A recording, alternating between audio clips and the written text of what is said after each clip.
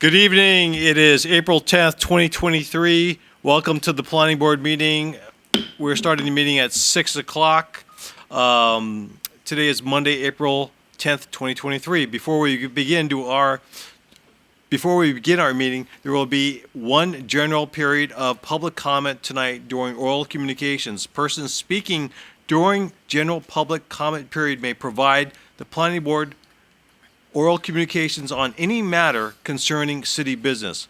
Members of the public may comment in person or by telephone. The general public comment period during general public comment period. If you would like to participate in the public comment period by making an in-person comment, please present a completed speaker card to the Planning Division staff.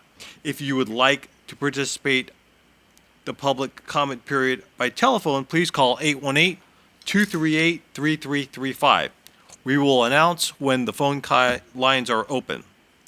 We will start the meeting with an invocation by Ms. Wick, and I'll lead us in our flag salute. Please stand. Okay. Ladies and gentlemen, tonight, let's all bow our heads and give thanks that we are here. We've had a very religious weekend for some. Let's make wise decisions tonight, and I'll give thanks in our special way.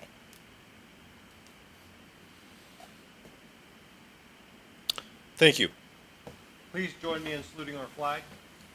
I Pledge allegiance to the flag of the United States of America and to the republic for which it stands, one nation, under God, indivisible, with liberty and justice for all.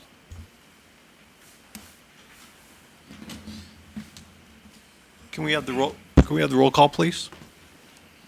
Chair Rosati, Yes, here. Vice Chair Atikian, Present. Commissioner Monaco, Present. Commissioner Elric, Here. Commissioner Wick, Present. Sorry, tired. What is happening?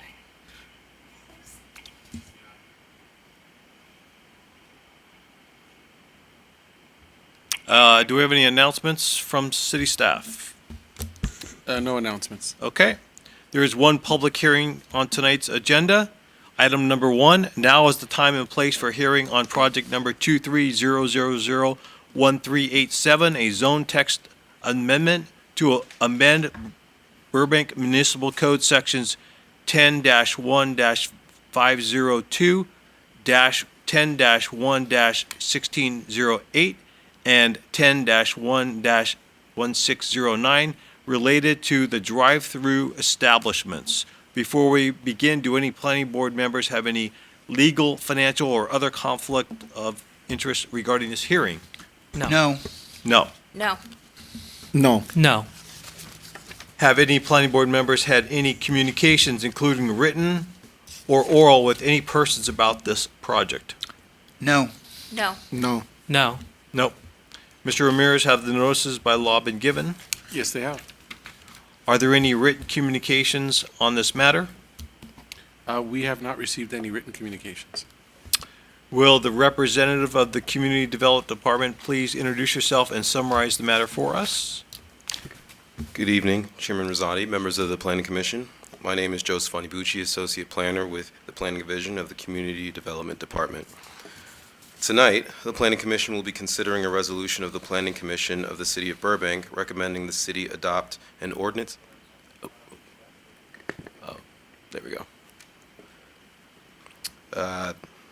Tonight, the Planning Commission will be considering a resolution of the Planning Commission of the City of Burbank recommending the city adopt an ordinance of the City Council for a zone text amendment to amend Burbank Municipal Code Section 10-1-502, 10-1-1608, and 10-1-1609 related to the zoning regulations for the conversion of existing businesses with drive-throughs, the prohibition of residentially adjacent restaurants with drive-throughs, requirement of a conditional use permit to operate an establishment with drive-through, a change to the minimum stacking distance requirements, and the establishment of hours of operation.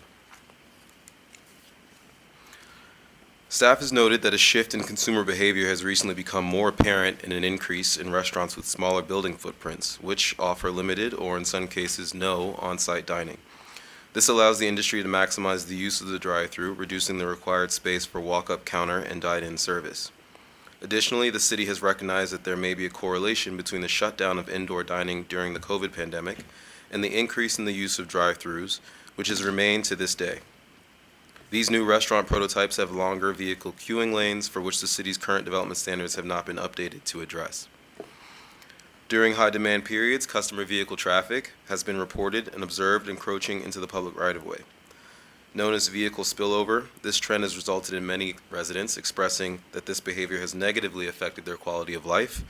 Specifically, adjacent residential and commercial neighborhoods have reported increased vehicular traffic, blocked driveways, trash, noise, with unruly or disrespectful patrons. This map shown on this slide indicates the existing drive-through sites located within the city. Residentially adjacent drive-through sites are highlighted in red and are concentrated along West Olive Avenue, Magnolia Boulevard, and Victory Boulevard. Drive-through sites that are more than 150 feet away from residentially zoned property are highlighted in green, with a concentration of those facilities located along San Fernando Boulevard. The demand for potential drive-through sites on major thoroughfares has created community concerns that existing commercial businesses with drive-throughs may be converted into new or replacement restaurants with drive-throughs with similar potential for negative effects throughout the city. Of the 41 sites that are shown on this map, staff identified 12 sites that could be potential conversion sites, and these are marked by a star in either red or green. These effects may be particularly acute for drive-throughs adjacent to single-family residential neighborhoods and along major corridors already impacted by high commuter traffic during peak morning, noon, and evening hours. The urgency ordinance and extension adopted by City Council during the fall of 2022 effectively established a moratorium on new and replacement restaurants with drive-throughs, the conversion of businesses with drive-throughs into drive-through restaurants, and the expansion of hours of operation drive-through operations citywide. The Burbank Municipal Code identifies two drive-through uses: restaurants with drive-throughs and drive-through establishments. Restaurants with drive-through uses are expressly permitted in Burbank Municipal Code Section 10-1-502, which is also known as the use table, by conditional use permit only in the zones shown within the table. However, the use table does not expressly permit drive-through establishments in any zone, but does require that these uses follow the development standards set in Section 10-1-1608 and 1609, titled Drive-Through Restaurants and Residentially Adjacent Drive-Through Establishments, respectively. A conditional use permit, commonly referred to as a CUP, is intended for land uses which require special consideration before being allowed in a particular zone. The CUP process ensures that the degree of compatibility for the specified use is maintained with respect to the particular use on the site, giving consideration to the other existing and potential uses within the general area in which the use is located. The CUP findings, located in Section 10-1-1936, require staff to review potential impacts from the proposed use on the adjacent or nearby community by determining the site's eligibility according to several factors, such as the site's size and shape, or its relationship with the public right-of-way.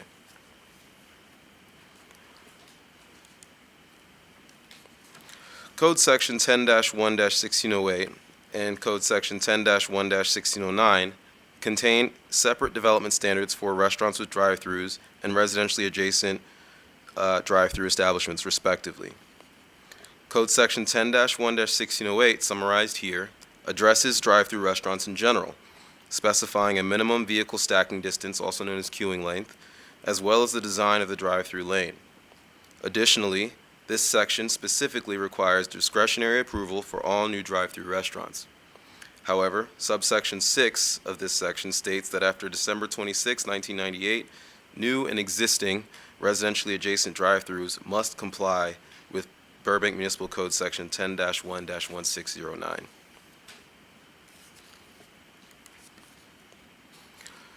Code Section 10-1609 addresses residentially adjacent drive-through establishments. Similar to its preceding section, this section specifies a minimum vehicle queuing length and identifies design standards for the drive-through lane. These standards currently require an on-site vehicular waiting lane that is a minimum of 160 feet as measured from the point of entry to the furthest service window area. With an average car length of 14.7 feet, these standards would ensure queuing length for a maximum of 10 cars between the order board and the point of entry. However, due to the more intense drive-through business model, some restaurants with drive-throughs in the city have required a stacking distance far more than the 160-foot minimum, resulting in queuing lines that extend well beyond private property and into the public rights-of-way. Furthermore, Code Section 10-1-1609D allows for the modification of any establishment with an existing drive-through to continue to operate and even convert into a drive-through restaurant without a conditional use permit, if specific criteria is satisfied to the satisfaction of the city's building official. Therefore, under this section, an existing drive-through establishment can be converted into a restaurant with drive-through without the requisite CUP process that includes the development standards mentioned previously. On October 4th, the City Council was presented with a report outlining the potential negative impacts that restaurants with drive-throughs could have on the surrounding community. The Council adopted an interim urgency ordinance establishing a moratorium on new and replacement restaurants with drive-throughs, and the conversion of businesses with drive-throughs into drive-through restaurants. On November 1st, 2022, the City Council approved an extension to that ordinance, which expired in December of 2022. During the course of the moratorium and the extension, staff conducted research on the city's existing zoning regulations concerning drive-throughs, as well as the regulations governing drive-throughs in surrounding jurisdictions, and has prepared a formal zone text amendment to address the possible negative impacts associated with restaurants with drive-throughs, as well as other drive-through establishments. Over the course of the moratorium, and at the urging of the City Council, staff reviewed best practices of surrounding jurisdictions, as well as reviewed the development standards and design guidelines for drive-through sites for comparable cities like Glendale, Pasadena, Long Beach, Santa Clarita, City of Los Angeles, Marin County, Santa Barbara, San Jose, Laguna Hills, and Placentia to determine how drive-throughs are permitted and what development standards apply to the use. In conducting our research, staff reviewed how drive-through sites were defined, if at all, in each jurisdiction, whether their creation required a CUP, a buffer zone, and any other design standards including queuing length. With the exception of Glendale, Santa Barbara, Laguna Hills, and Placentia, all other jurisdictions require discretionary approval through a CUP for new drive-through uses. Several jurisdictions require a queuing analysis as part of the discretionary approval. Only Pasadena implemented a buffer zone for each drive-through use. Fast food restaurants and drive-through, as defined in their code, are required to be at least 500 feet from a park, rec facility, school, or another fast food restaurant with drive-through service. Overall, staff can conclude from the research that jurisdictions comparable to Burbank generally define distinct drive-through uses, require discretionary approval before they are permitted to operate, and generally implement a minimum queuing length. Staff held 2 public city council hearings in which council members and the public were informed of the negative impacts associated with drive-through establishments. The first council hearing was conducted on October 4th, 2022, and the council voted unanimously for adoption of an urgency ordinance establishing a moratorium on new and replacement restaurants with drive-throughs and the conversion of businesses with drive-throughs into drive-through restaurants citywide. On March 2nd, 2023, staff held a meeting with the members of the Property-Based Business Improvement District, or PBID, to update members on the status of the drive-through moratorium and to solicit feedback on proposed solutions. Tonight's Planning Commission hearing was publicly noticed in the newspaper of general circulation in the city on March 22nd, 2023. If the Planning Commission recommends that the City Council consider adoption of this ETA, staff will conduct a publicly noticed community meeting scheduled for May 3rd, 2023, inviting both residents and members of the business community to learn more about the proposed ETA and provide comments. The City Council hearing scheduled for May 16th will also be publicly noticed in a newspaper of general circulation. Based on council feedback, community input and concerns, and staff research, staff recommends that several modifications to the Burbank Municipal Code be made. A complete exhibit of the proposed changes to the existing ordinance are included as Exhibit B to the staff report. Staff recommends modifying the use table to indicate that residentially adjacent restaurants with drive-through uses are prohibited. Residentially adjacent is defined in our code as any commercially or industrially zoned property located within 150 feet of any single-family residentially zoned property, or of any residentially zoned property in general, sorry. Additionally, staff recommends modifying the use table to clarify that drive-through establishments are permitted only with approval of a CUP in designated zones. The inclusion of this modification will ensure that drive-through establishments, exclusive of restaurants with drive-through, are subject to discretionary approval as well. Code sections 10-1-1608 and 10-1-1609 create a distinction between drive-through restaurants and residentially adjacent drive-through establishments, even though the development standards listed are very similar.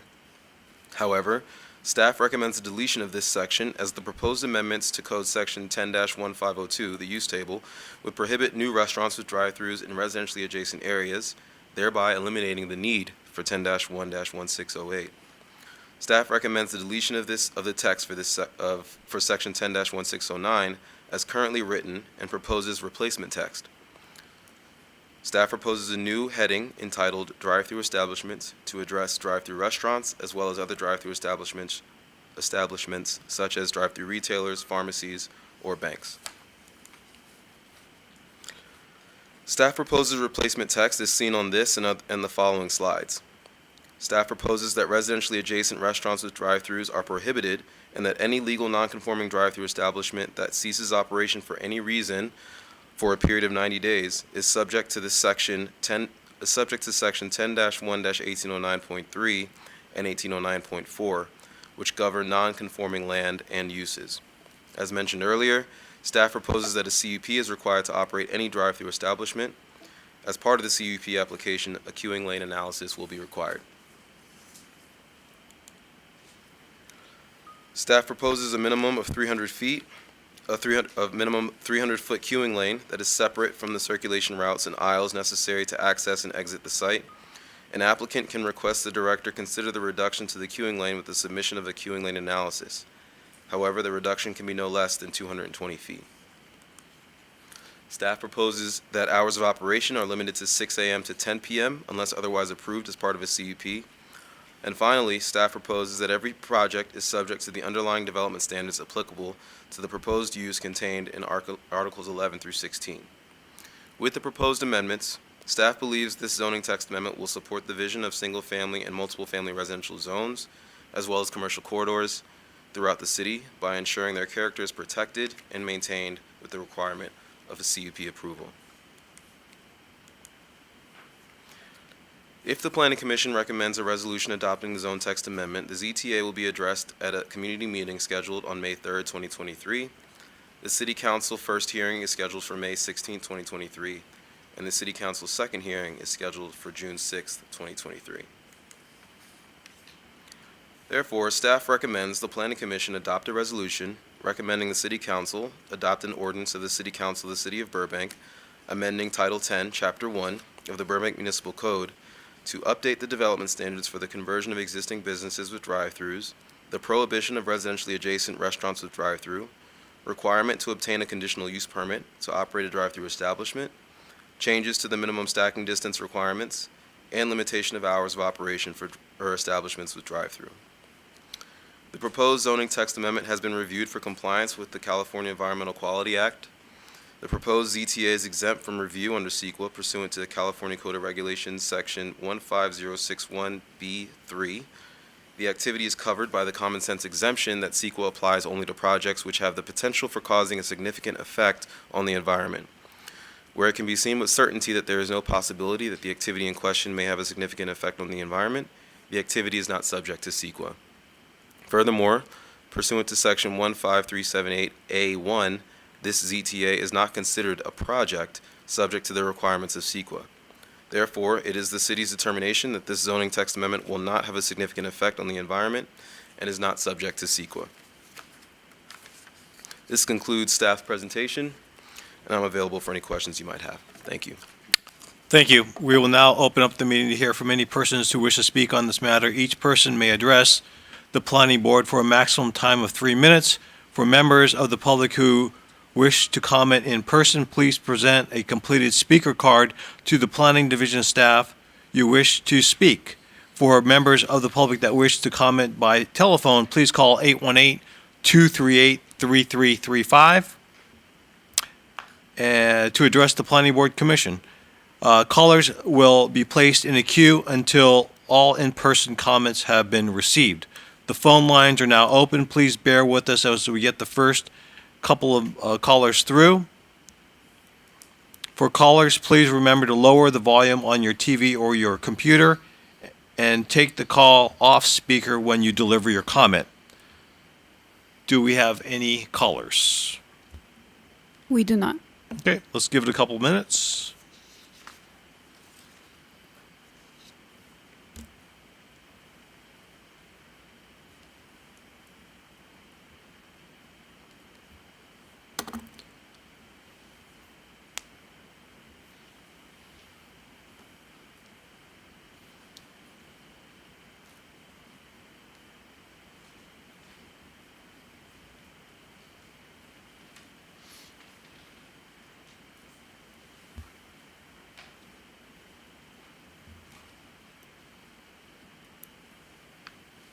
Nope.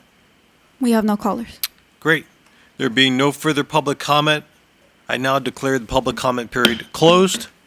Would the representative of the Community Development Department like to make any further comments? We have no further comments at this time. Thank you. Does the board have any questions for staff? Mr. Alticani? Good evening. Thank you for that presentation. I couldn't help but focus on the fact that the entire presentation was based on the negative impacts of how drive-throughs, change or alter or impact the neighborhood.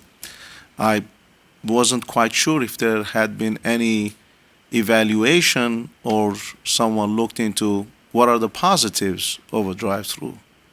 Because basically, from what I understand, we got one side of the story, meaning the negative impacts. But are there any positives to a drive-through, as opposed to all being negative?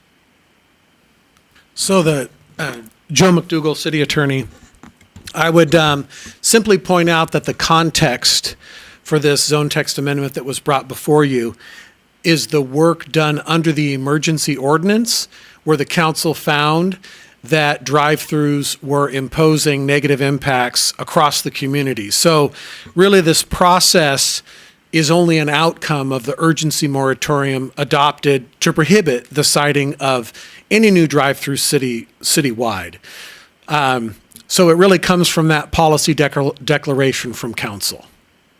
They didn't find anything redeeming when they, by emergency ordinance, prohibited them citywide. I guess I would have to say that by its genesis, it seems to be lopsided. So if any issue that needs to be evaluated, if the evaluation is going to be an unbiased and fair evaluation, it needs to present all sides of the story, not only one side of the story. So to make a determination for this body, well, I'm speaking for myself, to make a decision based on a presentation that only gives me half the story, then I might as well just rubber stamp it and say, yeah, sure, I agree with this. But without getting the entire story, one cannot make a rational and learned decision. Cannot come to a good conclusion, because your starting point is basically tainted. So I can understand the council having a knee-jerk reaction of declaring an emergency, and suddenly we're talking about negative impacts of something without even evaluating it fairly, whether there is a positive side to this. What are we giving up by going through this process, and what are we gaining? No one's told me that. So to make a decision based on that one should not expect someone to come up with a decision. I'm speaking for myself again. So in that regard, and basically to say, let me ask another question just to follow up. if a property meets the requirements set forth in this proposed text amendment, would they automatically be given the right to have a drive-through? Or do they still have to go through the CUP process? I'm assuming you mean that if they meet the physical requirements on the property, right? Yes, If yes. they have the space for it. If they do, they would still have to go through a CUP process. If they are residentially adjacent, if they're a residentially adjacent restaurant, they would be prohibited from operating. However, if they are a residentially adjacent drive-through establishment, they would have to go through a CUP process. If any new or existing, any modifications to an existing drive-through establishment would have to go through a CUP process. I think that during the urgency ordinance, the code as it has existed for years has been somewhat has allowed drive-through uses to operate, and so what this is trying to do is just sort of add a little bit more control to those uses so that they don't affect the residents nearby in a negative way. Well, I like the use of the word control. I see it as additional restrictions. How many drive-throughs exist in the city of Burbank? Currently, it's 41. How many square miles is the city of Burbank? Roughly. 10. About 17. 17. 17.1. 41 drive-throughs in 17 square miles. That doesn't seem like an overwhelming majority of properties are being utilized as drive-throughs. Now, if there is the additional guard of going through a CUP process, so I don't quite understand why these further restrictions on a property, because in essence, what's being proposed here, as I see it, property owners whose properties could at this point be utilized as a drive-through property, after this ordinance, they will not be able to utilize. Well, in essence, I see that as a taking. Now we put additional restrictions, so that property no longer can qualify for a drive-through. Now that property owner is going to forego perhaps some value in that property because there's one less use of the property. So one less person that would be interested in that property. So I see. So with all due respect, that's not the legal test for a taking. Why- Taking is when you deny all economic use of a property, and these properties have not otherwise been restricted from reasonable development. I'm fully aware of the definition of a taking. Perhaps I use the term somewhat liberally. But in essence, what it does, it devalues the property because now that property, can we agree on devalues? That property now has 3 uses, let's say, versus potentially where it could have had 4 uses. So what it does in the marketplace is less people would be interested in the property. So the owner of that property would not be able to get the highest highest value for the property that he has. So I can understand the emergency part. And what, if I may ask, what prompted this? What was the emergency? Raising Was pain. it the one drive-through operation that's on Olive? Is that what we're talking about? Let me, Chair, Yes, Fred Ramirez, please. Assistant Director in Planning. That is one of the projects that was recently developed that has created some concern for the community. However, there are other locations that were also part of the urgency ordinance that were identified as potential sites that could convert into restaurants with drive-throughs. And collectively, when you looked at all of those things, there was a balance between neighborhood serving uses, including restaurants, and what potential impacts to the neighborhoods that are adjacent to them could occur. So there are a lot of positives: sales tax, property tax, neighborhood serving uses, convenience to people to access these venues. But balanced with that is also what are the potential impacts when we have code that is somewhat antiquated when it comes to the new business model that Mr. Onyebuchi mentioned, as far as not having enough queue lane on site, having spillover into the right of way, creating situations where we don't have limitations for hours of operation, and there are concerns from the neighbors with the noise, with the traffic, with loitering. So when you kind of put all those things together, we have locations that are restaurants without drive-throughs, and they're quite successful. We also have locations with restaurants with drive-throughs that are successful and don't have impacts. But what we don't have very good handle on up until this point is a set of regulations that allow us to look at all of them objectively. And the purpose of the regulations that are in place now, are being proposed now, are to give the community the opportunity to vet those uses, one through a CUP process, but in the case of residentially adjacent restaurants, to really look at them collectively within how they interface with neighboring uses. Because up until this point, we were allowing, in some instances, some of these uses to go in without a discretionary review process. So what this does is, one, formalizes it, but at the same time creates a situation where there's an interest from the community to look at what would happen if we prohibited residentially adjacent uses and what is that impact to the community. That's why you have kind of this combination of feedback from council, feedback from stakeholders, feedback from the community, and all of that is kind of converged together to bring the ordinance that's before you. Is it more skewed towards addressing the negative impacts?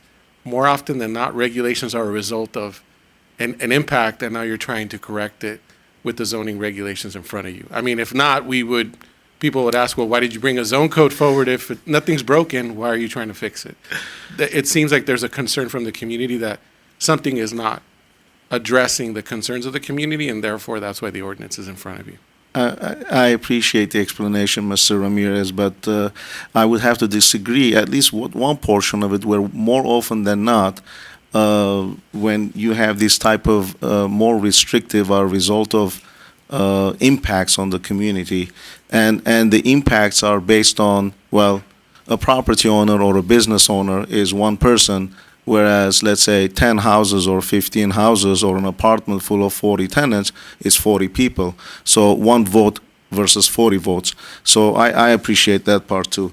So in that regard, the reason why I'm raising these issues is because I think this is a knee-jerk reaction before impacting an entire town with only 41 drive-through restaurants and only one restaurant that has created the issue. One.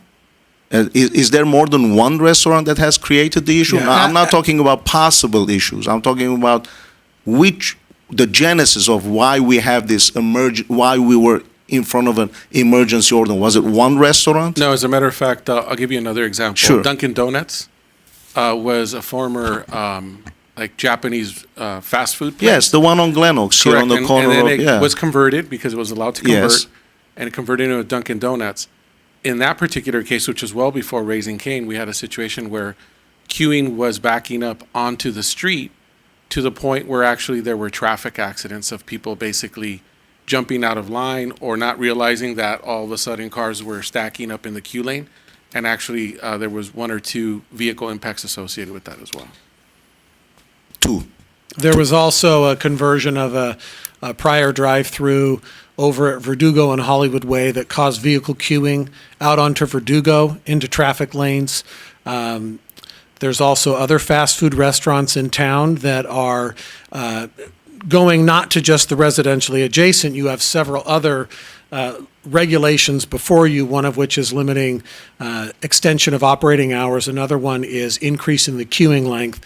We have a very popular drive-through restaurant in town where they've had to take up all the parking to create internal queuing, and even on the weekends, that business queues out onto First Street and sometimes around onto San Fernando Road. So this is certainly Burbank's success for all of its local businesses is causing traffic impacts, and the city has gone to great length most recently to protect adjacent residential neighborhoods by creating more cul-de-sacs, putting speed humps on streets, creating no parking zones, and it's become very costly for the city and disruptive to adjacent residential neighborhoods. Has anyone done any research on any restaurant that's new or new to the town, like the Dunkin' Donuts location, or any other restaurant that just opens up, there's a 3-4 months of honeymoon or 6 months of honeymoon that they go through. Everybody rushes there. They want to be the first one through the door, or they really enjoy it. But after that honeymoon period is over, things tend to calm down a bit more. So and the Dunkin' Donuts location, and I don't frequent it myself, but I've seen it where now you don't have the people out on the street where in the beginning when they just opened up, I did see them, people lining up out on the street, and the queuing for that restaurant is less than probably 6 cars. 6 cars would probably be able to fit on the property. It's a very tiny property. But when you have queuing of 100 feet, and you're talking, yes, 100 feet, that's 8 cars perhaps or more. So, or you said queuing right now is about 10 cars. For any type of a fast food restaurant, 10 cars is fairly decent. If I wish I had the fast food that 10 cars lined up every single minute. But anyway, that's besides the point. I digress. I think I made my point. Thank you. Any other questions for staff? Mr. Elver? I'm just speaking as a resident here, and I think it devalues my property if there's a queue on my street, taking up all the parking and leaving a mess. I wouldn't want to live there. So I think that. Do we have any questions for staff? Wait, yeah. Do you have any questions for staff? Yeah, so one of my questions was the community should be involved in this process as well. And one of these, I guess here it says an applicant can request the director consider a reduction in the minimum stacking distance subject to the preparation of queuing lane analysis, but in no instance shall the minimum stacking distance be no less than 220 feet. Final approval of the minimum stacking distance shall be at the sole discretion of the director or his or her designee. Is there some way that can go to the planning commission instead, that decision? Because, like I said, the community would probably want to be involved in someone who's getting different treatment than everybody else. Thank you for your question. So that process would still require a CUP. So it would still come to the planning commission. You would have every opportunity to speak on it, as well as the public would be able to speak on that project as well. Cool. Good. Yeah. Ms. Wick? Thank you so much. I just had a quick question for staff, because I want to be cognizant of both the residential impacts and the business impacts. Are there any current drive-throughs that are going through planning, building, anything like that would have a zone text amendment change in the middle of all this? At the moment, there are no pending applications for drive-through restaurants or drive-through establishments that would be affected by this ETA. It is important to note, though, Commissioner, that we get inquiries on a daily basis of potential sites. So whether there's an actual formal application, there are people that are shopping around looking for locations. So the sooner we have regulations in place that provide that clarity, the better. It's what happens when you have something that's being considered and we're going through the review, but yet the code changes and they don't have a permit for it. It's once a permit is granted that they have that vested right, but before that, the regulations are in question if we're in the process of going through the process of an update. Correct. I just wanted to make sure there was no one in the process that, I just wanted to be cognizant of that. Not right now. And then I just kind of wanted to break down for clarification, if that's all right. So for instance, a site like the Baskin-Robbins site, that is currently a drive-through in a residentially adjacent neighborhood that is currently servicing as a restaurant drive-through. If, for instance, Baskin-Robbins were to close, not saying I have no bias or love, I have no either way for Baskin-Robbins. Am I correct in assuming that if a new eating establishment were to move in within 90 days, they would be allowed a drive-through, but if it ceased operations for 90 days, they would not? Am I understanding that correctly?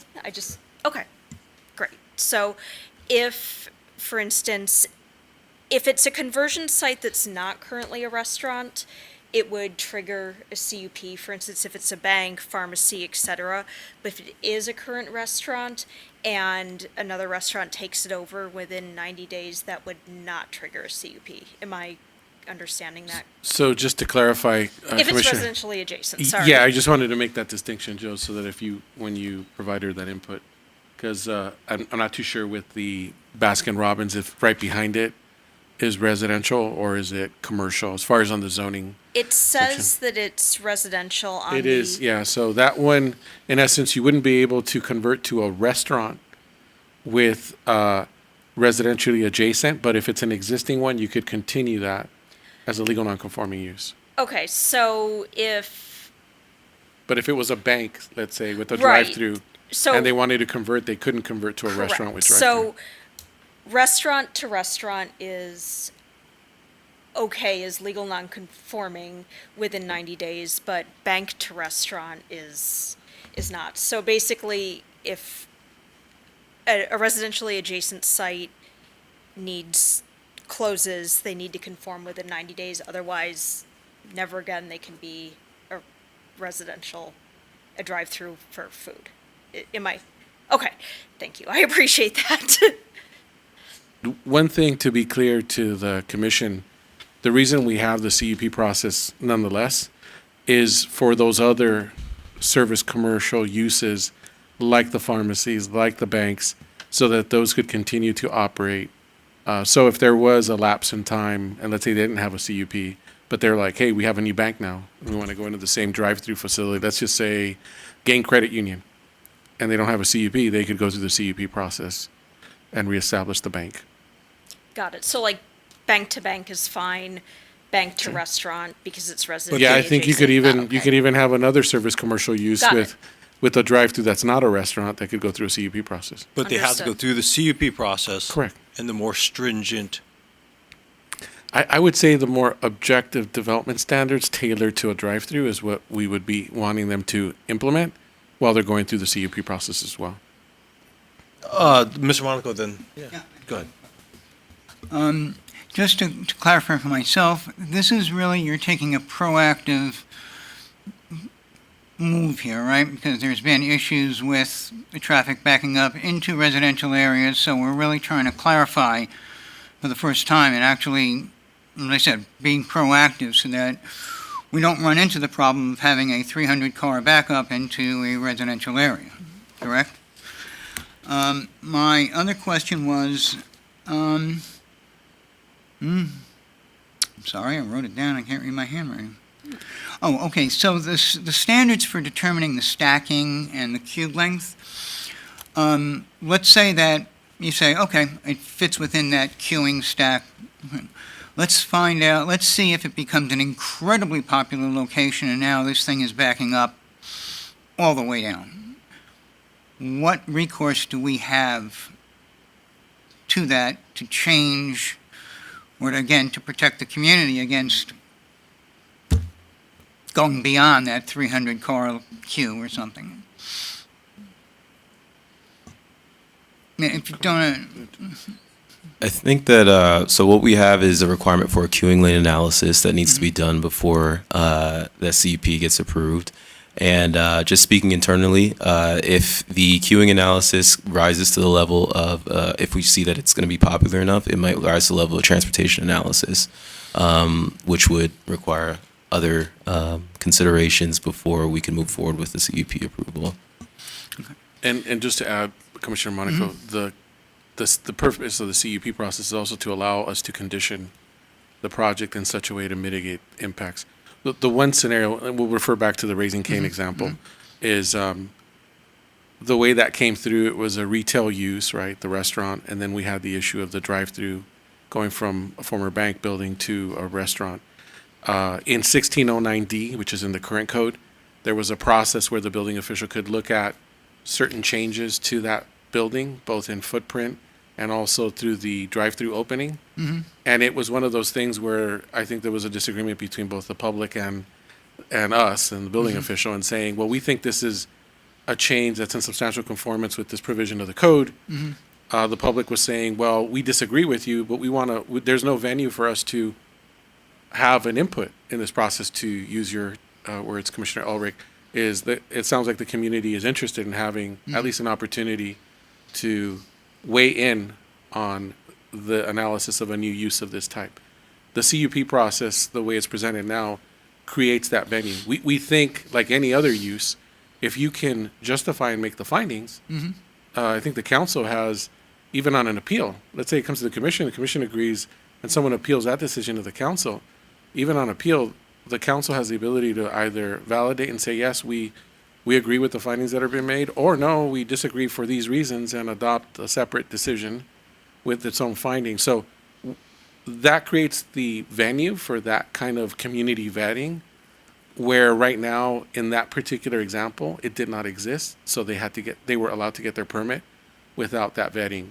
This is really creating that. It sounds like that from us, our understanding from hearing the council and the community is, we're not saying we're going to deny every application, but we want to have an opportunity to have a say in that and address any impacts or have our concerns addressed through a public hearings process. And that's what really this is intending to do, is to put it in front of the community through the form of the planning commission or on an appeal to council, if so be it, but also to address the immediate concerns with the fact that our development standards are pretty antiquated compared to a lot of the business models that are currently in place. In the case of Raising Cane, you had a 4,500 square foot building or 5,000 square foot building that got reduced to just 51% of that size. And why? Because they didn't need that extra space to produce the product, but what they really were interested was in the drive-through, because that's where they make the majority of they have it down to a science on how many vehicles they can churn through that, and it's optimal. So less square footage, less maintenance, but you're getting more product out the door and the cash register's ringing. There's nothing wrong with that. That's great. You have Starbucks that now are literally just one building of less than 1,000 square feet, but they have a queue lane, a perfect example on Foothill in Pasadena, that has 10 to 12 cars that snake around to get to that particular location. The question that the council and the community are asking is, staff, we feel we should have a say to look at those. We may be in complete support, or we have some concerns because in a particular location, there's other impacts to the community and to neighboring land uses that we would like to have some input on and have it be part of the discussion when considering approval. Right now, we don't have that as widely available for these uses. 41 existing and any future to come. I will say, just going back, what I've learned in Burbank in my 6 years is we're very loyal to the businesses. And the perfect example is we may have one of the last Krispy Kremes that I've seen in a while, but those queue lines are outside onto the street, and also our In-N-Out has queue lines that snake through the property and still end up in the street. So it's not that it's bad. I think it's great. Businesses are really successful in Burbank. We're just trying to mitigate some of these impacts when they're interfacing with some more sensitive residential uses that may be adjacent to it. So in other words, we're addressing a problem that it's a problem, but we never addressed it before. It's a good problem to have. Oh, Some cities don't have it, but we want to do the right thing. We should have such problems. Mr. Atakanian, do you have a question? Did Raising Cane apply for the CUP? No, they went through a permit process for tenant improvement, and they were deemed to qualify and comply with those requirements of 1609D, so they went straight from that to a building permit. Now, what about the other drive-throughs? Have any of them gone through CUP to obtain the drive-through? Since I've been 41 here- existing. yeah, since I've been here in the 6 years, the two that I've dealt with were both tenant improvements, but there are other locations that have conditional use permits. I don't have that data in front of me, but we could look into that for you. Because wouldn't the conditional use permit do just that? Conditionally give you permission, provided you as a business comply with the conditions that are set forth in the document, correct?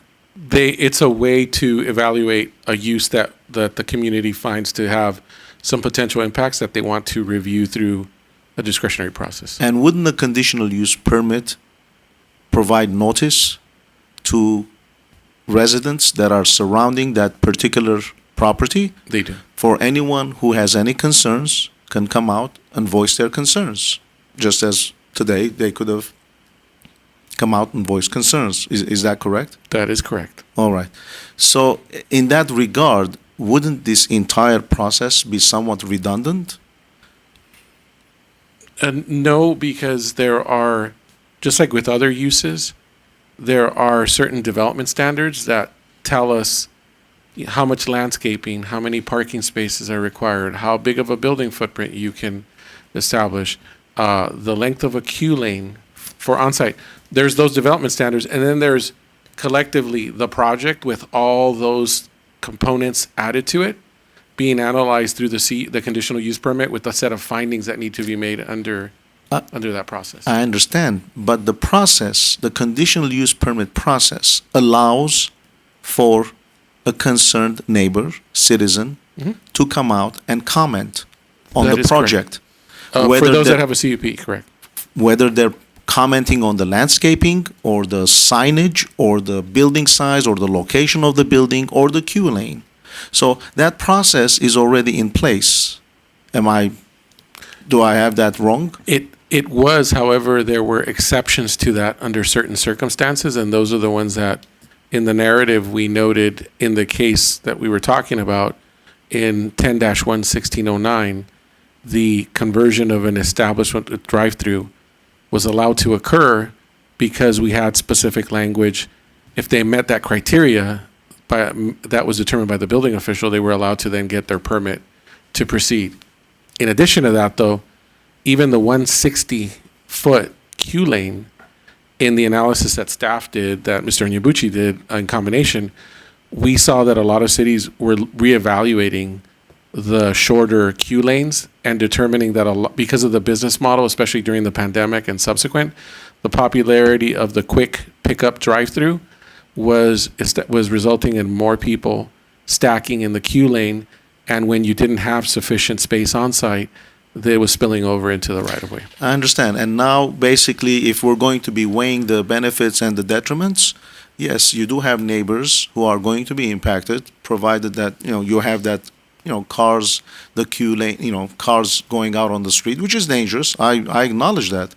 But at the same time, well, how many people are you going to be depriving the opportunity, and these are also Burbank citizens, Burbank residents, mostly anyway, who are frequenting that establishment to get their food and quickly, leave and rush off to pick up their children or go to or whatever. So it's basically we're focusing on the 3, 4, 5, 6, 8 properties that are right around that business as it relates to maybe 200, 300 people who go through that drive-through. And these businesses, they, as you mentioned earlier, I think 70% of their business is the drive-through business. That's where they derive their most income, is from the drive-through. So to eliminate that or to try and restrict it to the point where you are putting the kibosh on these things, it's a big impact. My issue is I don't think there's enough consideration has been given. I think this is, like I said, a knee-jerk reaction that needs to be reevaluated and revisited, and a full scope needs to be provided. Thank you. A couple questions.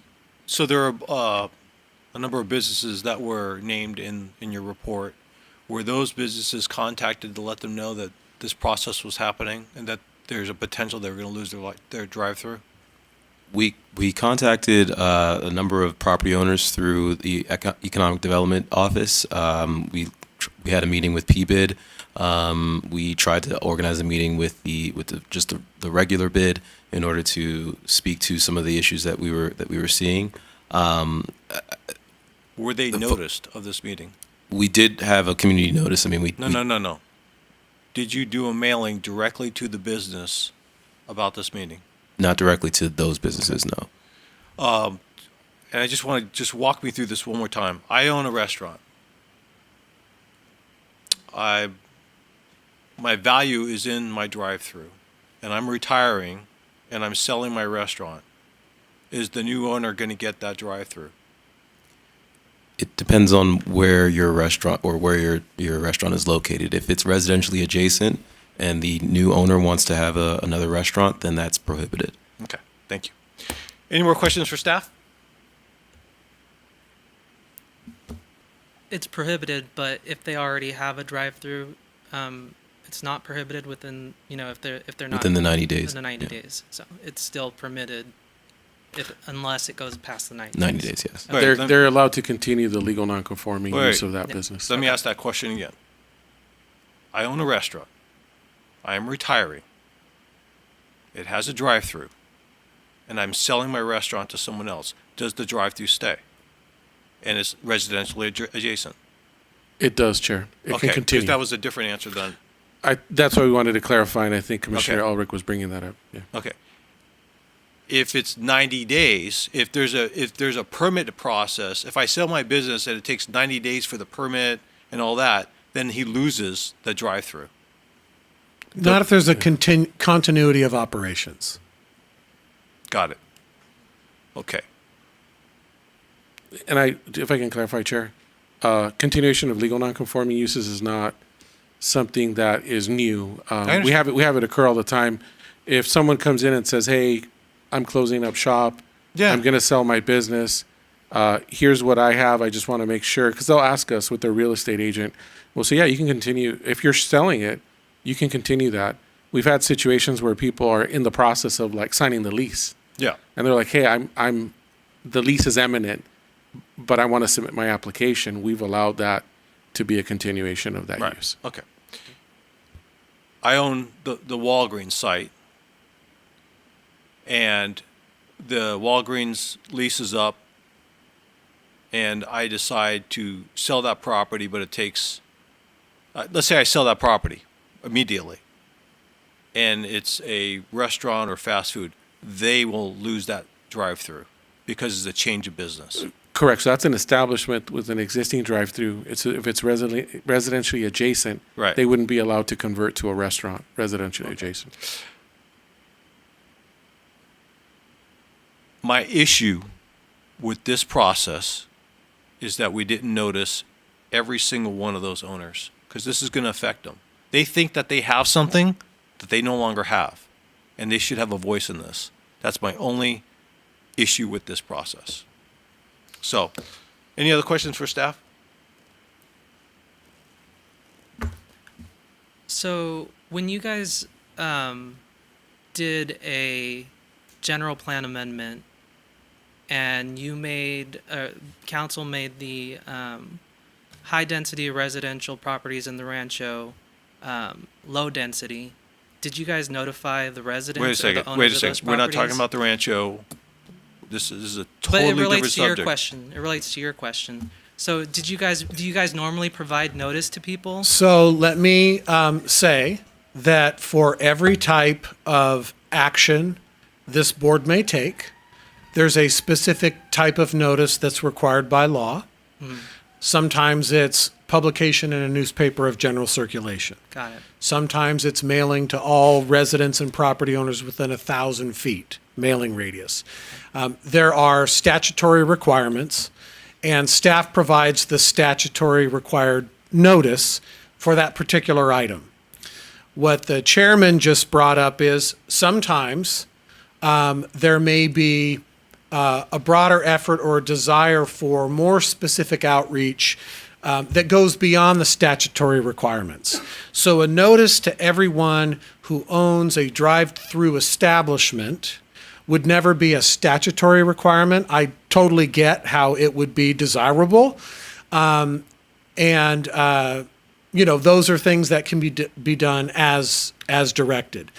In this particular case, we met minimum noticing requirements because we are responding with a code amendment to address a very specific problem for which City Council adopted an urgency ordinance. So there's a difference between, you had asked about a different type of planning procedure, and some of those may involve, like the next item up, we may give notice 6 or 7 times on a long-range type, planning effort.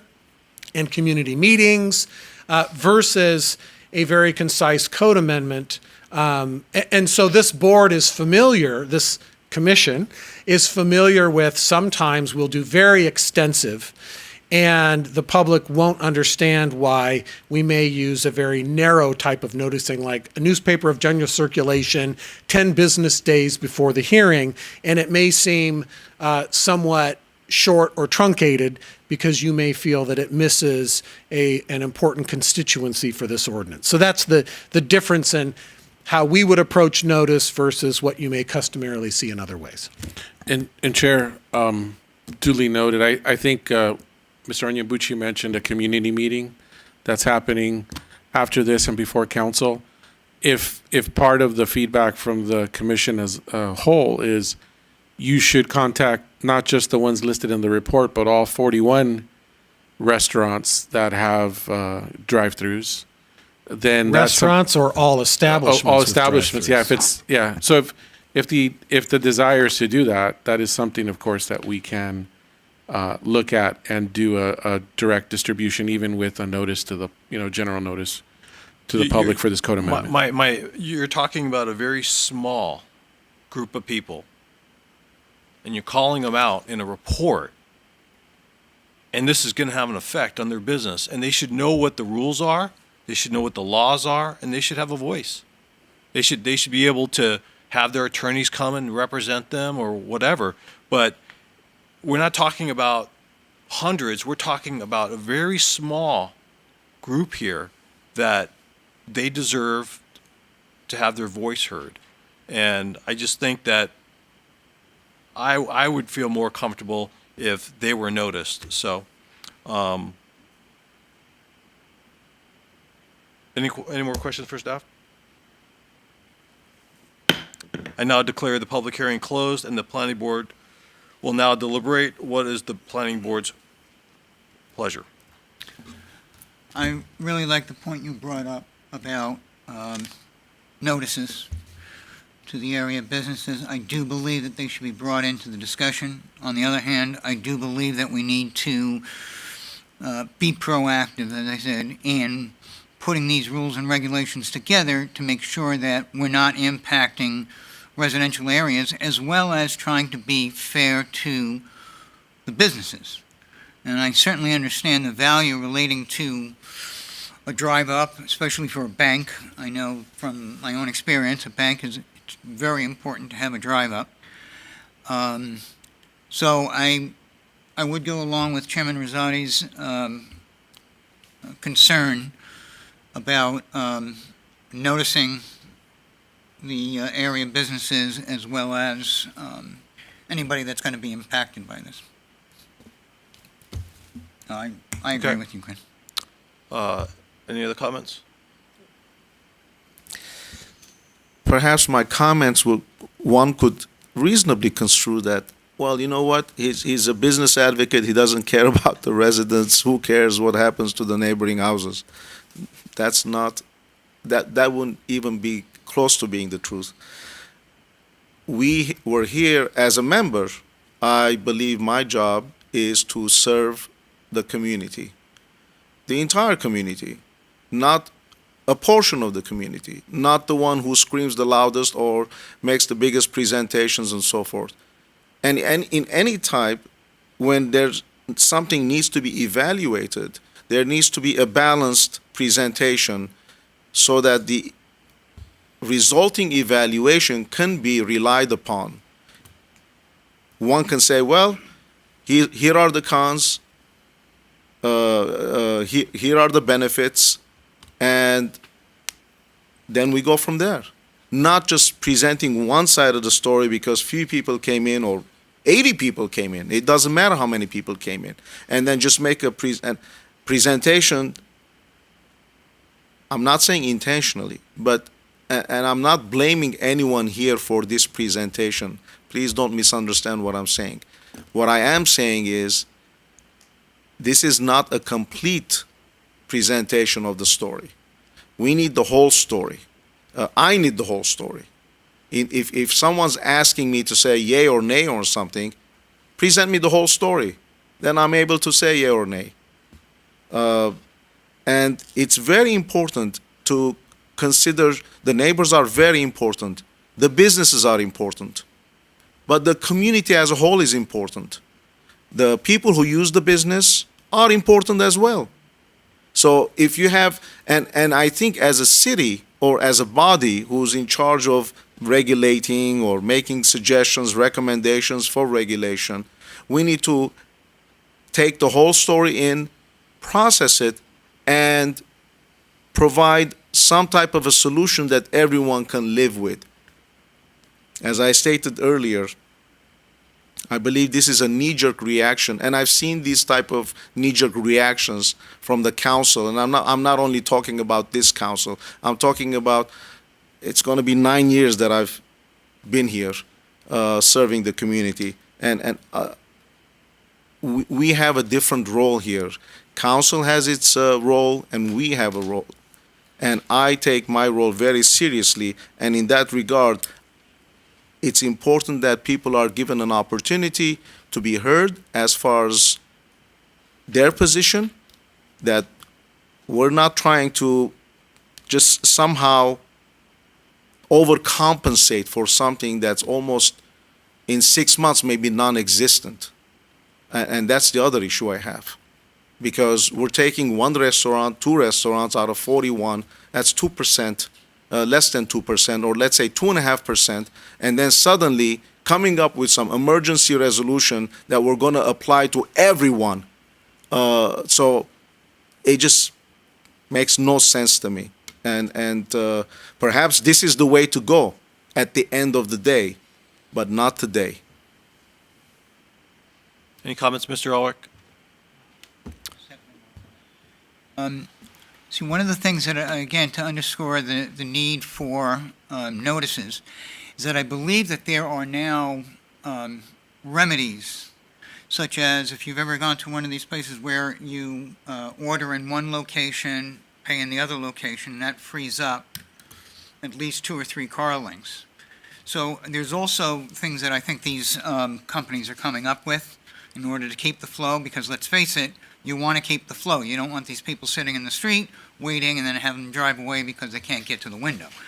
So, yeah, I really think it's important for this notice period, because I want to learn too from the users, what do they have? You know, what's their idea about how they can correct it? To balance off as, you know, yeah, it's great for the community. We don't want to screw up the residential areas. We don't want cars parked in the street blocking up cross sections. On the other side, you know, we want these businesses to be viable, and we know which businesses need to have drive-ins. So, again, that's my point to underscore the notice period. Ms. Wick? Thank you so much. So here's where I'm at in this whole thing. Initially, reading this as a resident, my gut reaction was 150 feet. That's not enough. And that's going off of a gut reaction as a resident. And I completely understand the issues that the Raising Cane's neighborhood had. And I'm really sorry that they had to be the quote-unquote trigger for all of this. However, doing the math, it's a minimum of 220 feet in a queue length to 300 max. That's 15 cars to 22 cars, roughly using the 14 square feet as a car. Assuming that it takes, obviously you're going to spend more time in the queue, but just doing rough math for going through a drive-through, you pay, you get your food, let's just assume it's like 2 minutes. That's 30 cars to 44 cars per hour that is paying and going and leaving. And so the thought that it's not enough, I think it's completely enough for a residential buffer, and that's not even including the 150 square feet of space for between business and house. As far as the business concern, because as a commission, we do have to balance the equities of a business and residents as well, because that's what we do. given the fact that there are no existing applications, and given the fact that they do have a 90-day leeway between a restaurant ceasing to operate and not being able to have a restaurant again, I do think that is ample time to submit an application and go through the permitting process, even though it's not approved. I think that that's more than ample time to be able to get, for lack of a better term, get it together and be able to still continue to use it as a restaurant. And on the other hand, let's say, as Chair Rosati said, a Walgreens is sold and converts to a restaurant. And I know that that is a concern about negatively affecting the building value. But on the flip side, I do see that as a resident, when someone rents a house or purchases a house adjacent to a commercial space, such as a Walgreens, a pharmacy, you go into it knowing that that's there.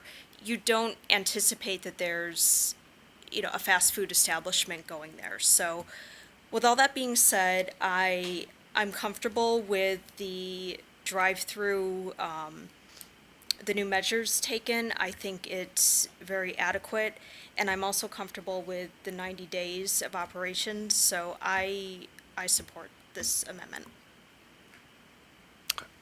Thank you. So I understand what you're saying about the 90 days, but you don't know what you don't know. And if you were noticed, then you would know, and you could play checkers or chess in your business life the way you need to. But if you don't know, and then you sell your business, then you find out, oops, now you're stuck. Now, I think that's somewhat unfair. I understand the concerns about drive-throughs. I am not concerned about the drive-through at all. And the reason why is because there was an establishment called Chick-fil-A who was trying to purchase the Los Arcos site, and they wanted a drive-through back in the day. And the city said, no drive-through. They said, no business, we're out of here. 3 months later, Chick-fil-A said, you know what? We want Burbank, we want to be in Burbank, and we want the site. They came in without the drive-through. So what did they do? They outfoxed the fox. So they got something better than a drive-through. When you drive the Chick-fil-A, all the parking spaces are numbered, 1 through 15. You go on your app before you go to Chick-fil-A, and you say, I want a sandwich, I want Coke, I want this and that. You pull into your parking space, your food comes out, and you're gone faster than it would be a drive-through. And I think that's probably where a lot of these companies are going to go or should go, because it's easier on the business and the staff, and it's easier on the community, and it's easier for the patron. So I get what you're saying, but I do think that there are better ways. And if you go to Chick-fil-A, have you ever been there? It's the best. It's better than any of these fast food places when you have to sit in a line. I do have an issue with fairness. So tell me how you can rectify this quickly. I know that you want to push this along to council, but I don't want anyone to feel like, they didn't get their say. And I want them to have enough time, and I want it to be fair. So I'm listening. Please. Is it, I see someone wanting to have a discussion before I No, I'm asking the question. So I just want to know, Okay. Is there a way to rectify it? If not, I'm going to make a motion. I think so. As much as we want to move things forward, I think you're bringing up a good point. We do have, as a next step, a community meeting in, is it May 3rd? One suggestion I would make, I'm just throwing it out there, based on my experience with you all, majority of you, a working group, is I want to make sure you're comfortable in any recommendation that you make to the council. So I always strive to try to get as unanimous a decision for a recommendation, because it shows the council that the land use, the residents that are on their land use decision-making body have vetted it to the level they feel comfortable to make a recommendation.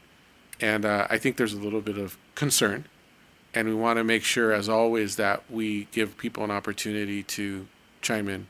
What I would suggest, and hopefully our city attorney can correct me if I'm wrong, is to maybe table the item to a date specific after May 3rd.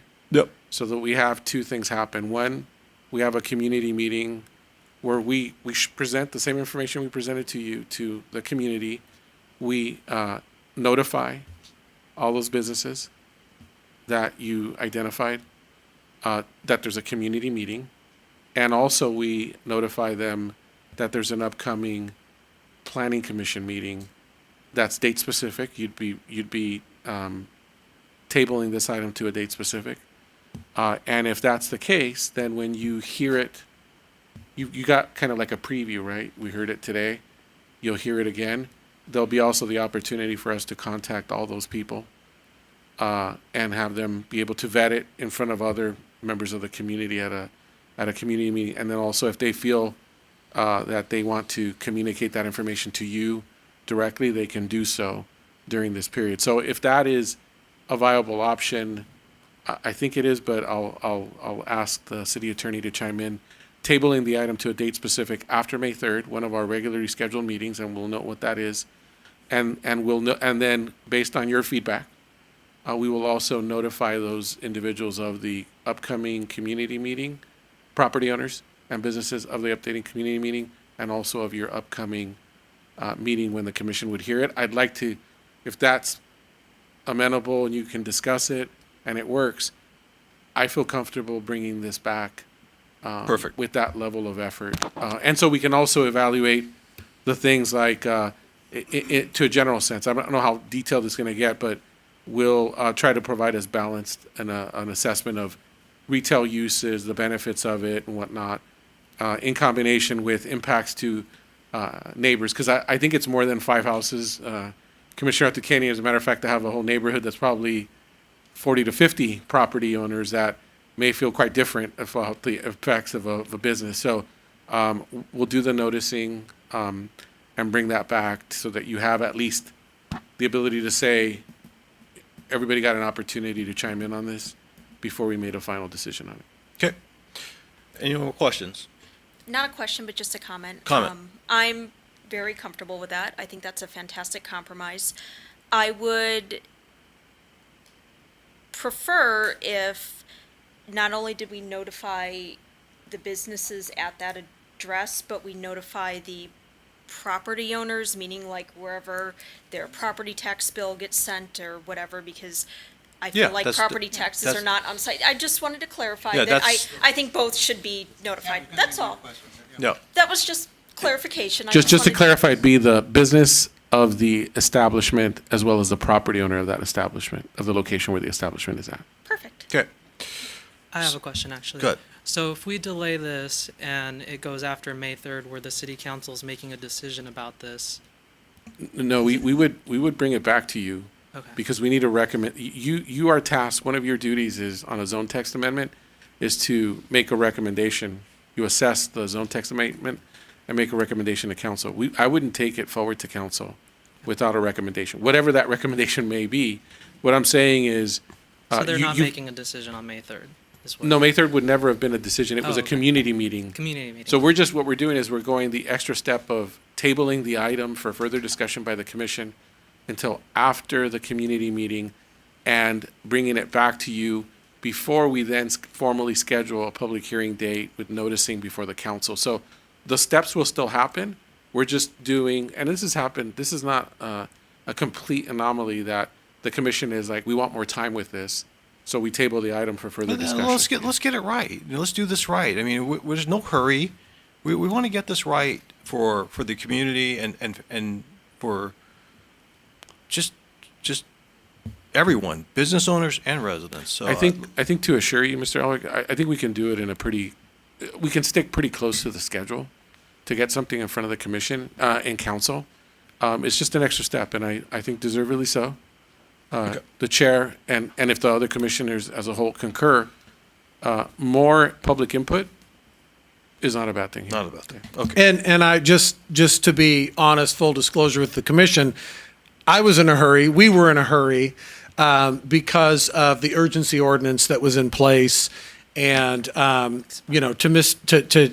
Commissioner Atukinian's point, there's a great deal of interest in this issue because of the recent experience with Raising Cane. So, but to Mr. Ramirez's point, we want the full deliberation of this body, and so our hurry is not necessarily your hurry, and so thank you for the direction. Okay. So I'm going to make a motion that we table this to a date specific as the recommendation of Mr. Ramirez. I second that. We have a motion, we have a second. Can I request the date? Are we talking about May 8th, which would be after the hearing? What's the one after that? 22nd? The 22nd, yeah. Yes, so if you would table, if you agree to amend the motion to table it to a date specific of May 22nd? Yes, May That- 22nd is fine. We have a motion, we have a second.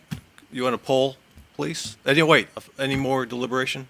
Any questions? Just quick comment Yep. regarding the technology that you refer to that's been utilized by Chick-fil-A is quite expensive.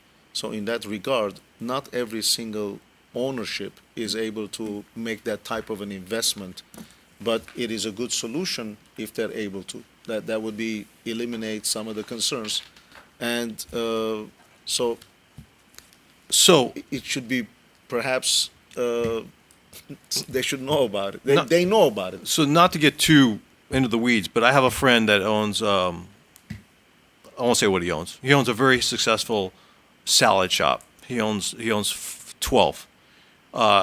He got a web designer to do the app that goes kind of like those Uber Eats guys. It hits their kitchen immediately, and he numbered the parking spaces, and it wasn't that big of a deal. It was just like that. There's also the back office side, the implementation.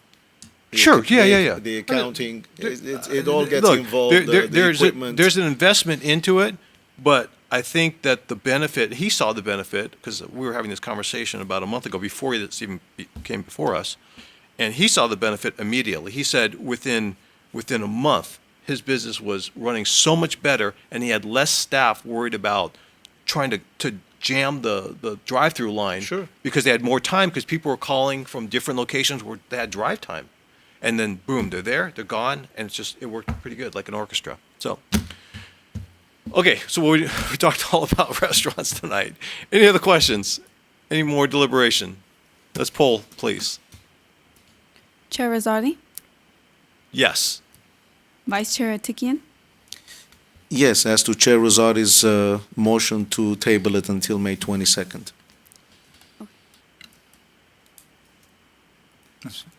Commissioner Monaco, Yes, I agree. Commissioner Alvarez, Yes. and Commissioner Wick. Yes. Motion passes. Thank you. There is one more report on tonight's agenda. Item number 1, now is the time for the planning board to consider a report on the Downtown Transit-Oriented Development, or TOD, specific plan and associated general plan amendment.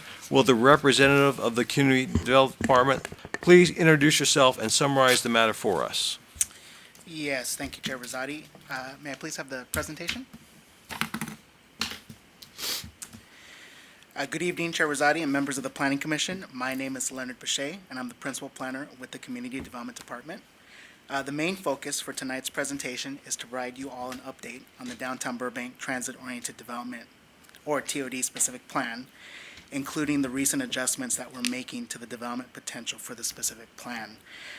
To the benefit of our new commissioners, and since it has been some time that you all have seen this, I'm going to start with some background just to kind of bring everybody up to speed. We'll do the update, and then we'll go over the adjustments that were made and were considered by council 2 weeks ago. So we'll start with the project background. So there are 2 planning documents that are in place that guide the land uses for downtown Burbank: the Burbank Center Plan and the San Fernando Boulevard Master Plan, adopted in 1997 and 2012 respectively. While both of those plans were effective at the time of adoption, they're no longer effective to help the city address the housing and affordability crisis it's currently facing. The city applied for and was awarded grant funding from Metro and HCD to update and combine both plans to create the new Downtown Burbank TOD specific plan. The city ranks high in terms of cost of housing and has one of the lowest vacancy rates in LA County, making it difficult for Burbank's workforce, individuals, and families of low and moderate income levels to find affordable housing in the city. The city's 45,000 residential units are far below the number needed to house the 130,000 plus people who currently work in Burbank. To meet this scarcity, the City Council set a goal to introduce 12,000 new dwelling units citywide by the year 2035. This shortage of housing and also associated lack of affordability is also an issue of statewide concern. The state has mandated that more housing be produced locally. Burbank's Regional Housing Needs Assessment, or RHNA allocation, requires a production of 8,772 units over the next 8 years.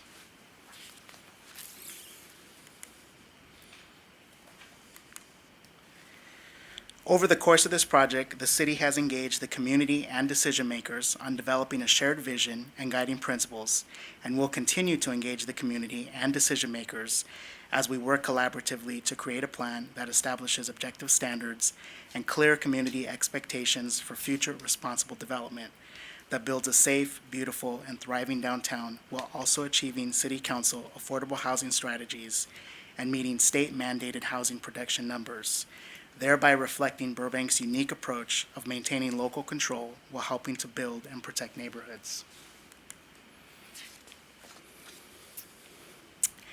This slide shows the specific plan area, which is approximately 965 acres, and it's generally bounded by Lake Street, Victory Boulevard, and Mariposa Street to the west, San Fernando Boulevard and Andover Drive to the north, Glen Oaks Boulevard and 5th Street to the east, and Tahunga Avenue and the city boundary to the south.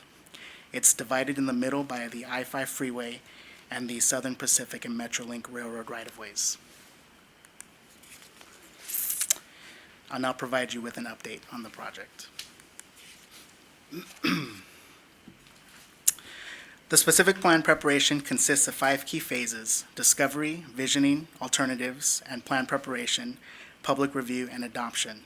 As shown on the slide above, the discovering and visioning phases are complete, and the specific plan project is currently in phase 3, which includes the development of land use alternatives, development potential, and work on drafts of the specific plan and the associated program environmental impact report, or EIR.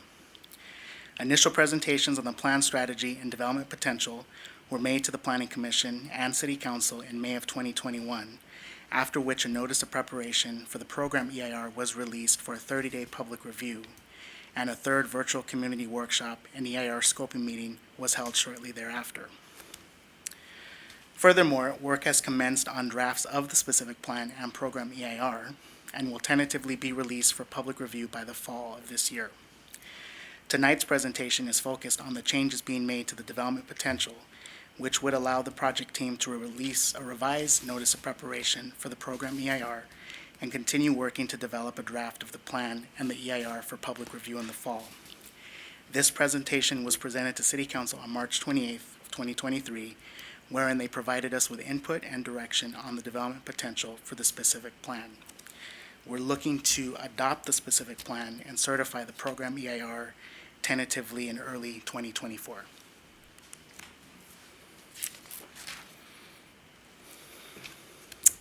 Since it's been some time since the project vision statement and guiding principles were reviewed and finalized through council and the community, I'd like to go over the vision statement today.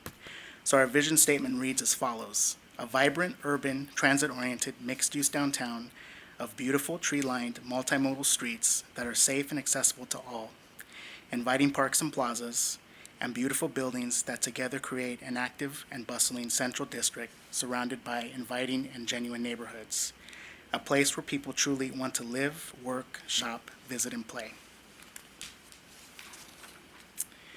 The guiding principles can be divided into 5 categories, focusing on neighborhoods, districts, and corridors, buildings, public realm, streets, and parking.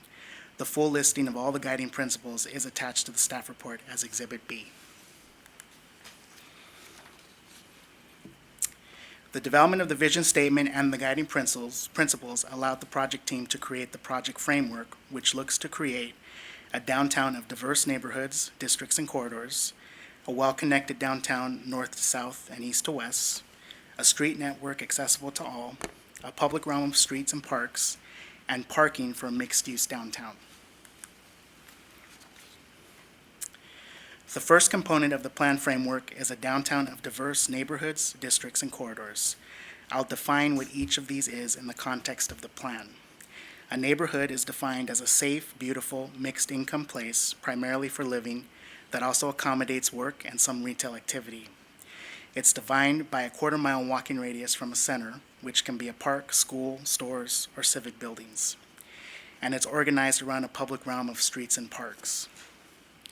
A district is a mixed-use place, primarily for commercial and retail activities that also accommodates living.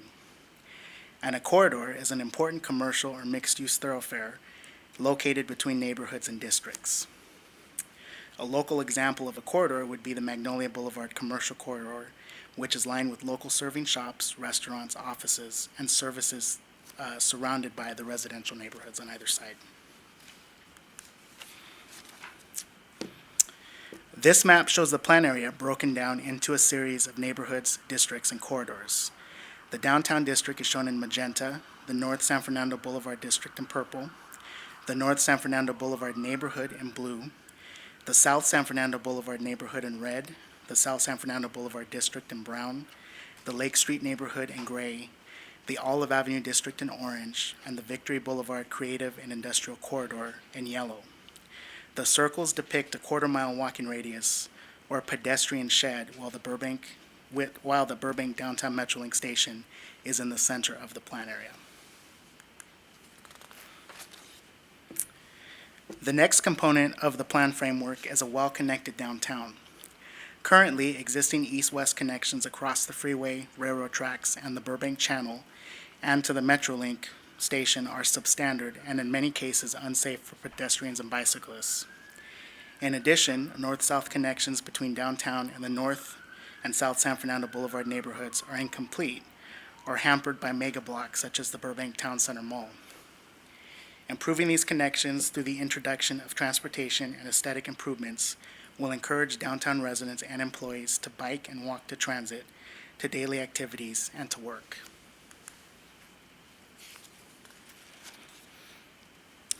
The next component of the plan framework is a street network that's accessible to all, which include an interconnected and diverse network of safe streets, short block lengths, streets that accommodate all modes of transportation and provide on-street parking, short pedestrian crossings, ample sidewalk and generous streetscape, and flexible use of the streets to allow safety for all users. The next component of the plan framework is a public realm of streets and parks. Streetscape elements being considered in the specific plan include street shade trees, street furniture, landscaping, sidewalks, and building design features such as awnings and arcades. In addition, a variety of parks and plazas need to be conveniently located and accessible to downtown workers, residents, and visitors. Green infrastructure that includes the use of stormwater capture and cleansing and native plant and tree species can also be integrated into this public realm. The last component of the plan framework is parking for a mixed-use downtown. The specific plan will propose a number of parking design and parking management strategies that will promote a vibrant, walkable downtown and ensure enough parking is available as downtown grows over time. Chief among these are retaining on-street parking where it currently exists, introducing it where it's missing, developing a parking management strategy for downtown, and above all, ensuring that off-street parking is not visible from the street.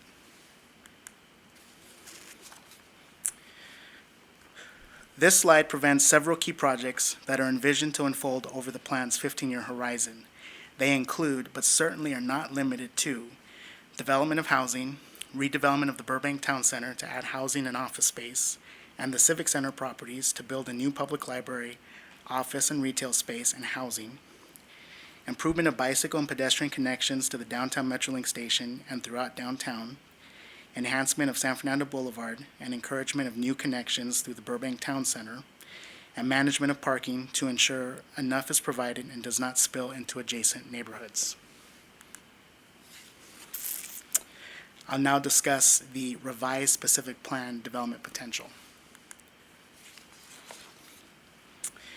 So the Burbank 2035 General Plan dictates the development density, which controls residential development, and intensity, which controls commercial and industrial development.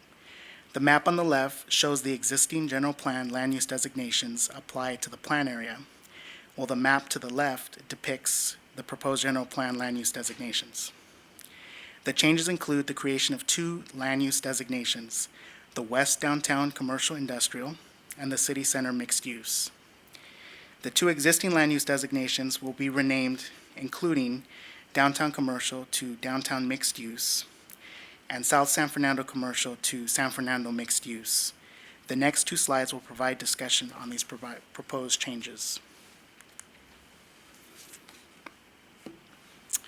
During recent discussions and analysis, a concern was raised as to preserving long-standing industrial areas that currently include commercial and private industrial uses. City utility sites such as the Burbank Water and Power's Magnolia Power Plant and the city's wastewater reclamation and treatment plant on the western side of the specific plan area between Interstate 5 and Victory Boulevard. Furthermore, the surrounding neighborhood is currently developed with a variety of industrial and commercial uses ranging from media-related uses to heavy industrial manufacturing. To avoid incompatibilities within existing and ongoing industrial sectors, as well as ensuring the long-time viability and continued use of commercial and industrial areas within the planning area, staff is proposing that the new land use designation, West Downtown Commercial Industrial, would prohibit residential development of all kinds, but would allow both commercial and industrial development with an FAR of 1.0. The new land use designation is depicted in dark blue on the map to the right. Both maps also show a 1,000-foot radius around the Burbank Water and Power Magnolia Power Plant.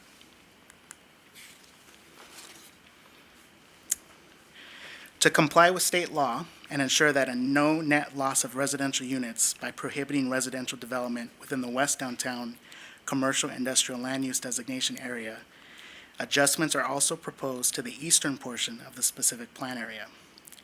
These changes include the creation of the City Center Mixed Use that would be applied to the Burbank Town Center and Civic Center housing element specific plan redevelopment sites.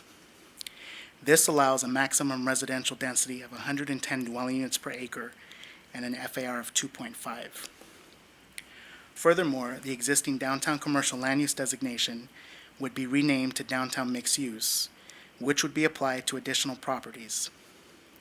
The South San Fernando Commercial and Land Use designation would be renamed to San Fernando Mixed Use and would be applied to additional properties located along North San Fernando Boulevard, thereby increasing the residential development potential of those properties from 27 dwelling units per acre to 43 dwelling units per acre, and an increase in FAR from 1.0 to 1.25. Instituting these changes to the Burbank 2035 General Plan land use designations would ensure a no net loss of residential development consistent with state law as depicted in the maps above. The existing residential development potential of the affected properties is 8,967 units. With the proposed general plan land use designation, the density changes. It is 9,002 units, which results in a gain of 35 units.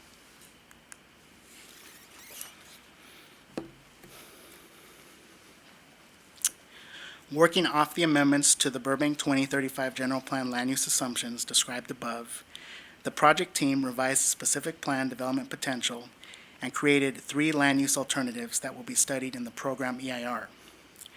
These alternatives are number 1, the preferred project, number 2, the increased growth alternative, and number 3, the no growth alternative. Depicted on this slide is the preferred project, which studies all housing element opportunity sites that are shown in gold, and specific plan redevelopment sites shown in purple and orange. The residential development potential for these sites was calculated by multiplying the site acreage of each applicable opportunity site by the maximum density allowed by the general plan. Furthermore, the general plan's TOD, or exceptional project density bonus, of a maximum of a 25% increase in density was applied to all properties within both the housing element and specific plan opportunity sites. It is assumed that the full commercial FAR allowed by the general plan for each site generally will not be achieved. Based on existing market conditions and recent project applications, most sites are anticipated to develop at 33% of the allowed commercial FAR. However, opportunity sites located within the new city center mixed-use land use designation will be analyzed at 100% of FAR potential so that the city can understand the effect of a full build-out and plan accordingly. Applying these metrics results in the development potential of 9,537 residential units, 5,274,120 square feet of commercial and industrial space, and 625 hotel rooms.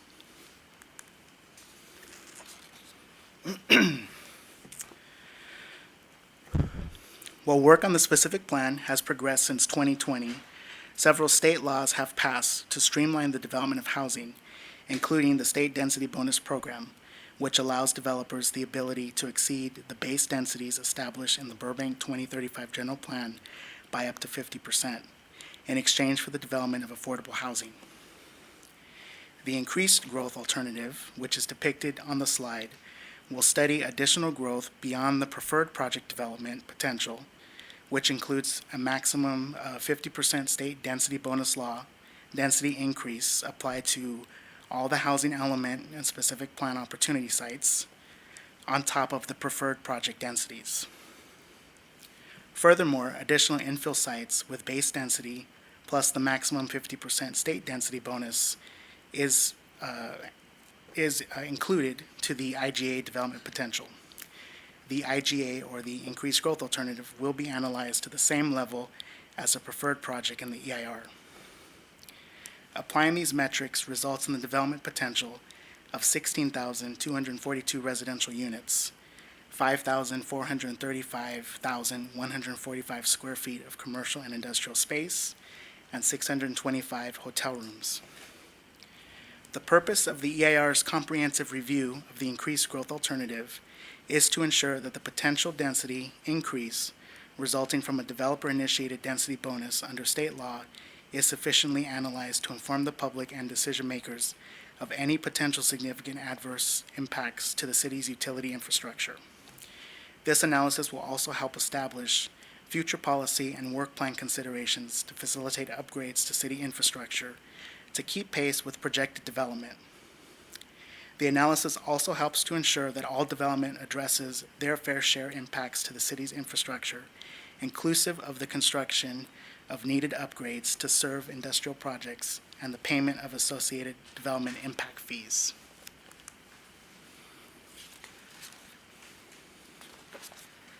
Lastly, the no project alternative or no growth alternative will be studied and assumes no specific planned project. It will assume the build-out of housing element opportunity sites as described in the adopted housing element and the existing Burbank 2035 general plan development potential. Applying this metric results in the development potential of 3,415 residential units, just over 3 million square feet of commercial and industrial space, and 205 hotel rooms.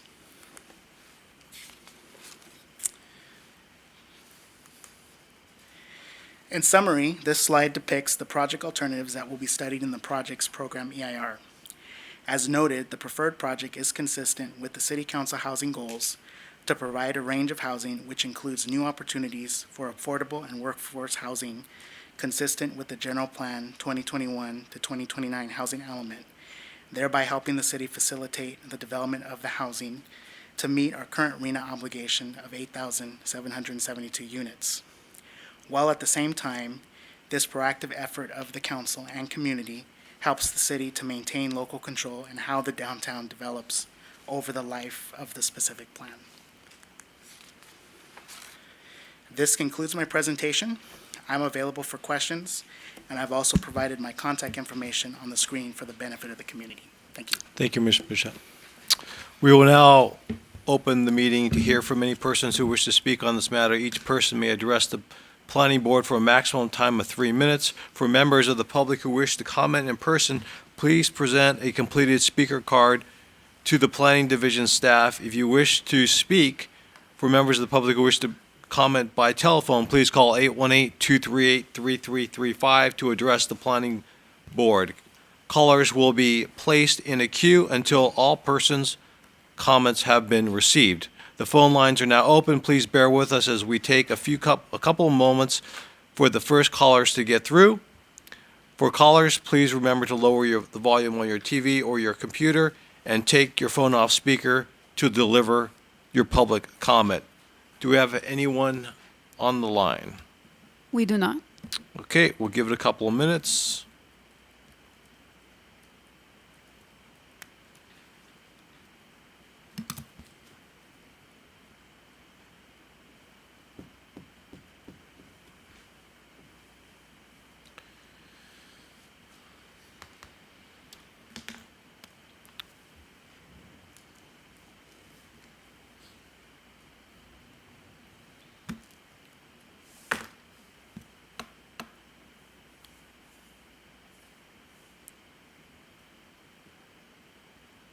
We do not have any callers. Thank you, ma'am. I now declare the public comment period closed. Would the representative of the Community Development Department like to make any further comments? We don't have any further comments at this time. Thank you. And does the does the commission have any questions for staff? Mr. Eldrick? One, can't remember. The question was about, so it looks like we can, according to this plan, meet all our arena numbers in this specific plan, or? It's on. Oh. It looks like we can meet all our arena numbers within this specific plan. Is that correct? No. The development potential that's being analyzed shows in two examples the development potential of up to 9,000 units and another one of 16 for the preferred and the increased. Those numbers would be in line with the arena number for this cycle, which is an 8-year cycle of 8,772. What it doesn't account for is we have 2 housing cycles during the planning period of the specific plan. The specific plan planning period is for 15 years. And housing elements are every 8 years. And as you recall, the last housing element would give us arena number, regional housing need assessment allocation that we're obligated to try to facilitate, and that is of 8,772.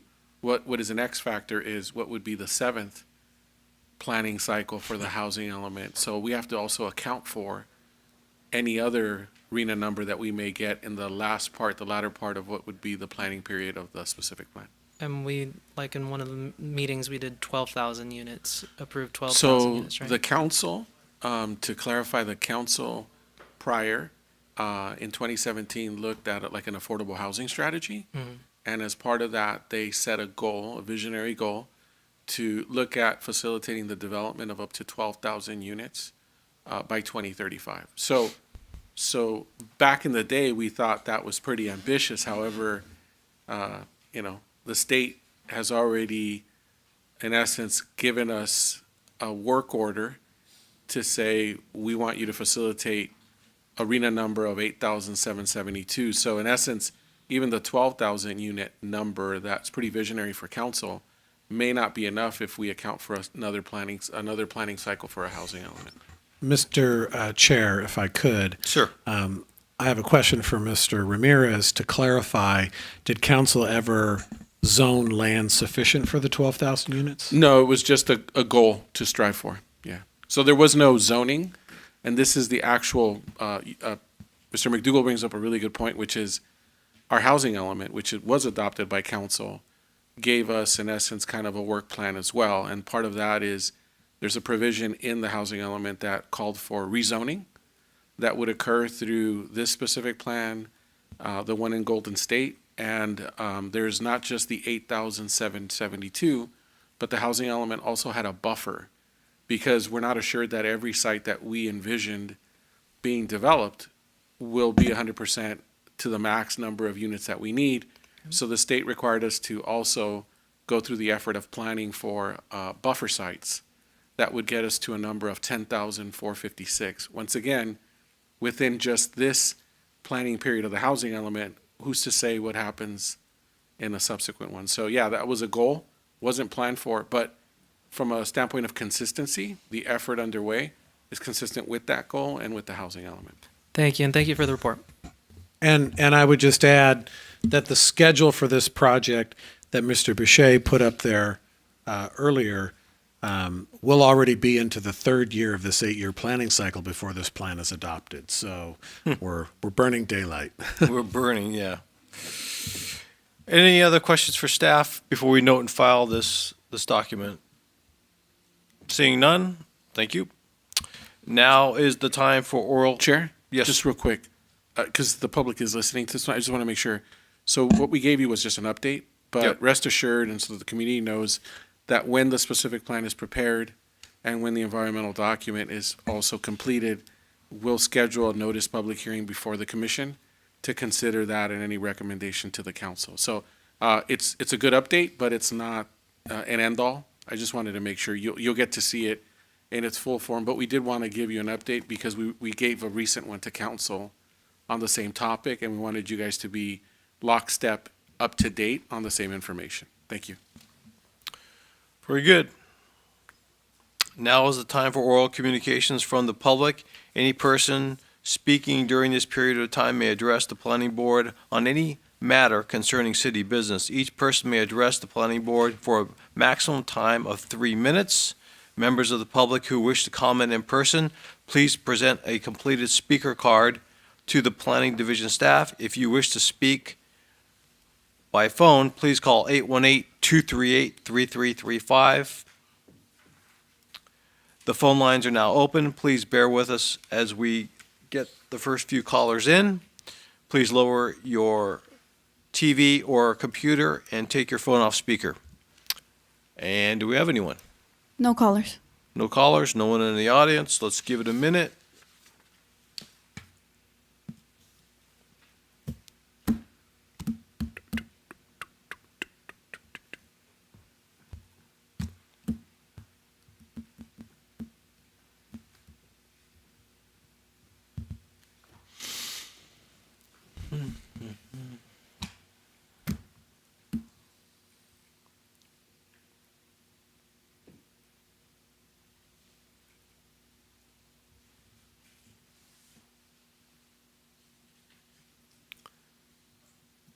We still have no callers.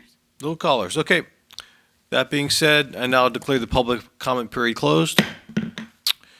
Now is the time for the approval of minutes for February. Has anyone read the minutes? And if I can get a motion. Motion to approve the minutes. Approved minutes. We have a first I'll second it. and we got a second. Any deliberation on that? Seeing none, go ahead and poll us, please. Chair Rosati, Yes. Vice Chair Atikian, Yes. Commissioner Monaco, Yes. Commissioner Elric, Yes. and Commissioner Wick. Yes. Thank you. Now is the time for introduction of additional agenda items. Planning Commission members may introduce new items for discussion, but no action may take place except for to place it on a future agenda item. Does anyone have anything to introduce? Seeing none. Now is the time for city planner comments. No comments. Find that hard to believe. We now adjourn to the planning board meeting for Monday, April 24th at 6 o'clock. The planning board will be held in person in the city council chambers at 275 East Olive Avenue. The public is invited to attend in person or view the meeting online. Thank you.